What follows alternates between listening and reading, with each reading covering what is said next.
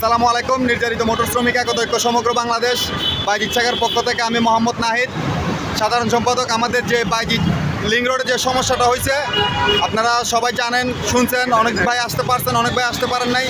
অবশ্যই আমাদের ফলমন্ডি শাখা আমাদেরকে সাপোর্ট করছে এবং কালুরঘাট শাখা বিভিন্ন শাখা থেকে আসে আমাদেরকে সাপোর্ট করছে। আমাদের একটা পিক আপ বাইজিৎ লিং রোডে সিএনজির সাথে মুখোমুখি সংঘর্ষ হয়। সিএনজি রং সাইডে ছিল, আমাদের গাড়ির ড্রাইভার রাইট সাইডে ছিল।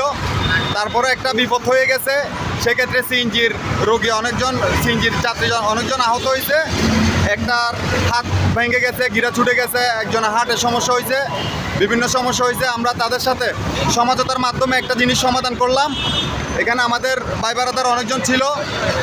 আমি সবাইকে আহ্বান করব, সবাই এভাবে একসাথে হয়ে কাজ করবেন। চট্টগ্রামের যত শাখা আছেন সকল শাখা একসাথে হয়ে একত্রিতভাবে কাজ করবেন।